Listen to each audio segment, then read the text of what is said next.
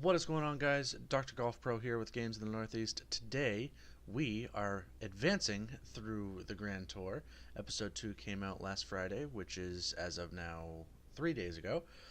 We are testing the Aston Martin Vulcan. In 200 yards, turn sharp right. So, first impression. I did a race with this before. Let me just turn this down. Did a race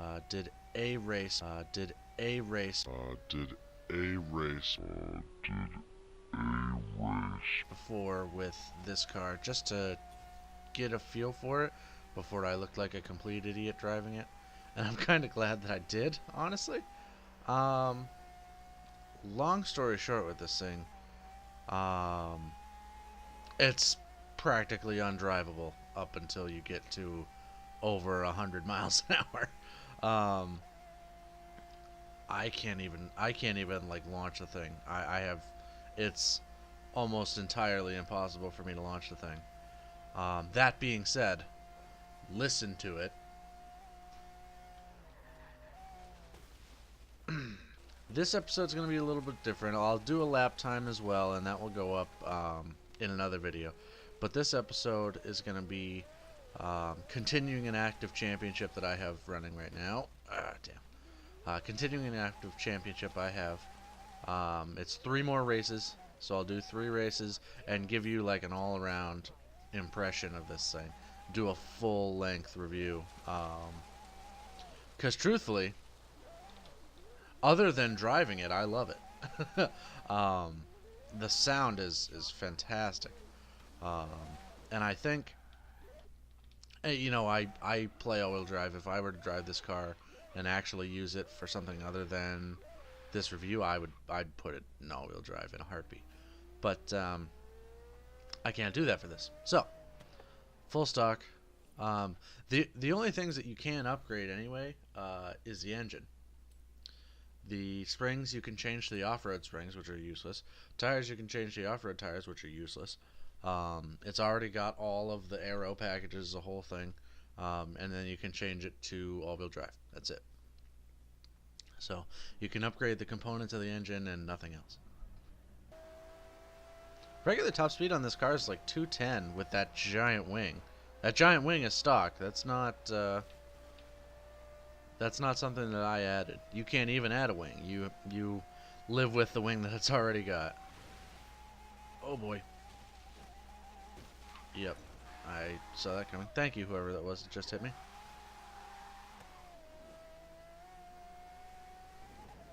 Let's see if we can...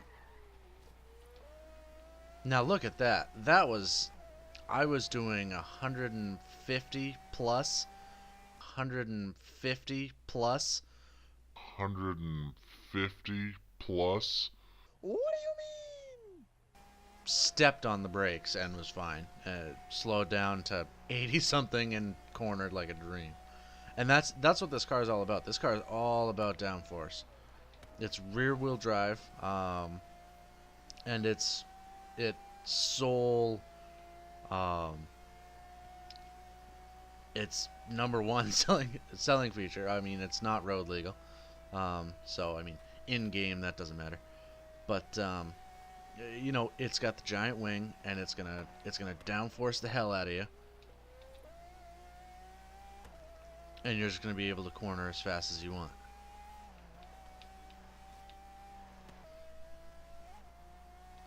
So just taking this out, driving between races here, trying to get a feel for it. It does feel, truthfully, it does feel really grounded at speed. I mean, I can kind of wobble it all over the place and not really... Obviously, I'm not going that fast because of the gearing and the downforce. But, excuse me. Yeah, I'll have to fix 6th gear, I think. Yeah, I'll have to fix 6th gear. I did mess about with the tuning a little bit, because it was unbearable. Without the downforce maxed, change the tire pressure up a little bit. without that, it was undrive. I mean, I got like eighth in the first race that I did that I didn't film, and I'm glad I didn't because it was just pitiful. I mean, I was just spinning all over the place. I would do a 360, catch up to the pack, do a 360, catch up to the pack. It was awful. I love how this sounds. I wish I could launch it in the rear wheel drive because it handles phenomenally at speed. Oh, I drove too far. That being said, I would drive this car in all-wheel drive in a heartbeat, and it's probably a friggin' monster. I might do that. I might just switch it to all-wheel drive for the last race, just because, and then switch it back to rear wheel for the lap times. Oh Jesus, one of the things that I'm glad I don't hear, if you watch Jeremy's review of this thing, is that I don't hear the brakes in the review. I don't know how much of that is kind of embellished, but the brakes are unbelievably loud.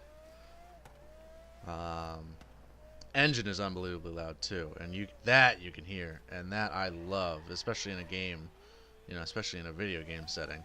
That's fantastic. I love driving it once I get it to speed, but I just cannot manage to do much of anything with it before then. There is just no handling this thing in rear-wheel drive. I mean, to whoever can, and to whoever does race as rear-wheel drive, I have a lot of respect for you, because I've driven it for longer than it normally takes me to get used to a car in this game, and no, it's not doing it for me right now. Alright, I'm going to go to the garage. I'll switch it over to all-wheel drive, and then we'll do that last race and see if I can overcome some of the ridiculousness. I'm not going to win the championship, but that is what it is. Oh God, just listen to it. I can't get over that. I want so much more out of it, and it won't give it to me. I gotta keep it in fifth. I just gotta keep it pinned in fifth because I don't have it geared properly. I'll do that too. I'll try to fix the gearing. Let's see how it does. I think I'm gonna blow everybody out of the water this time. I find it hard to believe that I'm gonna do anything but win this race. Just gonna launch and I'll be gone. There won't even be like a question about it.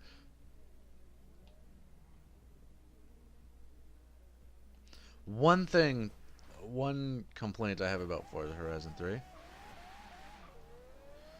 is that I already had to shift before the tachometer even showed up at the start of a race. I hate that, because you're only shifting by sound. Oh wow, these guys are a lot faster than I expected. Yeah, it forces you to shift by sound to start, and like that's, for me, somebody that uses all-wheel drive and everything and just launches, makes every car as fast a launch as possible.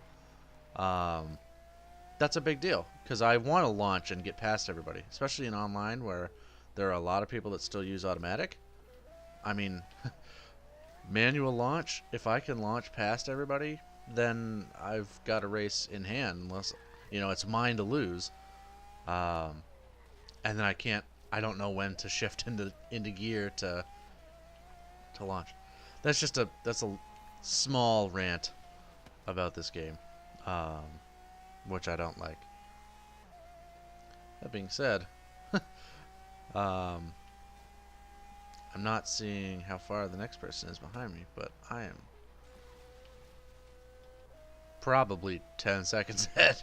I just launched past everybody. It's so fantastic. Now that was a poor turn on my part, but I mean, with as much downforce as this thing has too, I could probably bump it down, get a little bit higher top speed, and still outperform everybody else. There we go. Somebody is actually pretty close to me. But, you know, as much downforce as this thing has naturally, I don't even have to really bump up the downforce. And with all-wheel drive, you know, if I get rid of the wheel spin, it's gone. I mean, this is going to contend in a series that I'll tease right now. This is going to contend with the hypercars when we do the lap times with the hypercars. I mean, this is. I'd like to see what speed I can get when I max out the engine and play with the downforce a little bit, but I mean, to be this planted at the top end, and I mean, I'm already beyond my mechanical grip, so I mean, I'm only gonna get more downforce as I go faster. Wow! I didn't even realize that guy was close to me. I didn't even realize that that AI was that close. That's kind of scary. But again, I think it's because I was... Excuse me. Again, I think it's because I was talking, and because of the top speed difference. The top speed difference is a little lost on this stock, but finish middle of the pack. Oh well.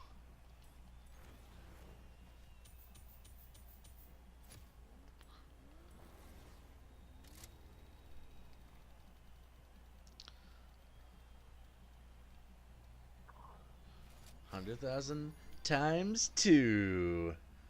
There we go. Now you can see the 2. Get those fans.